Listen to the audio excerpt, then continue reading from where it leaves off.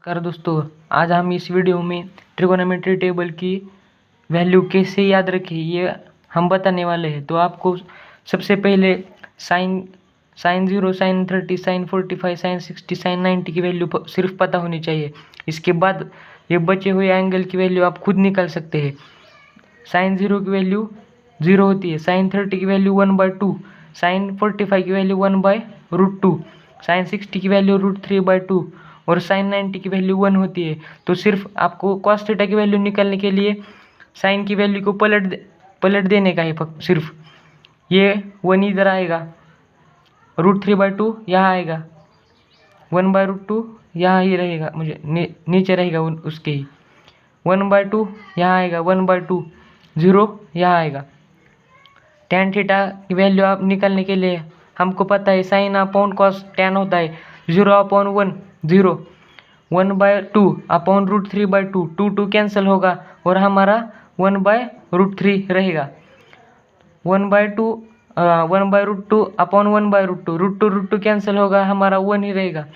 √3/2 upon 1/2, 2 cancel होगा, √3 हमारा बचेगा। 1/0 नॉट डिफाइन, 1/0 नॉट डिफाइन होता है दोस्तों। हमको कॉट थीटा की वैल्यू निकालने के लिए tan थीटा की वैल्यू को पलट देने के बाद कॉट थीटा की वैल्यू हमारी निकल जाएगी। तो नॉट डिफाइन यहाँ पर आएगा, √3 यहाँ पर, 1 यहाँ पर और 1/√3 यहाँ पर आएगा, 0 यहाँ पर। सेक थीटा की वैल्यू निकालने के लिए हमको पता है कि कॉस का उल्टा सेक होता है। तो 1/1 नीचे कुछ नहीं है, इसके लिए 1 होता है। 1/1 को उल्टा करने के बाद 1 आएगा। √3/2 को उल्टा करने के बाद 2/√3, 1/√2 को उल्टा करने के बाद √2, 1/2 को उल्टा करने के बाद 2 और 0/1 कुछ नहीं मतलब 1 होता है। 0/1 को उल्टा करने के बाद 1/0 आएगा। 1/0 अब हमको पता है कि नॉट डिफाइन होता है, इसके लिए यहाँ पर नॉट डिफाइन आएगा। कोसेक थीटा की वैल्यू निकालने के लिए हमको पता है कि साइन का उल्टा कोसेक होता है।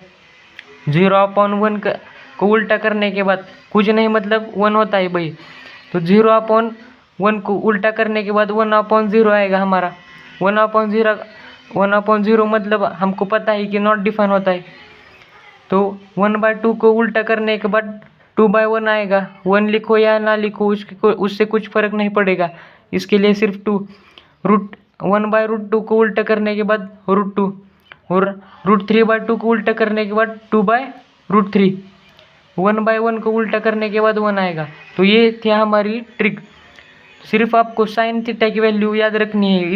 इसको उल्टा करने के बाद कॉस थीटा आएगा, साइन अपॉन कॉस करने के बाद tan आएगा।